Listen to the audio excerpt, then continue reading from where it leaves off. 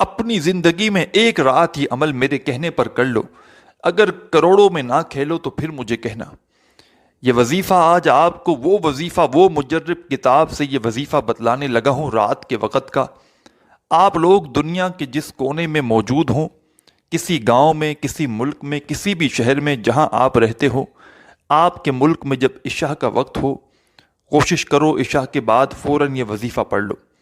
اگر نہ پڑھ سکو تو پوری رات موجود ہے، رات کے وقت کا یہ عمل ہے۔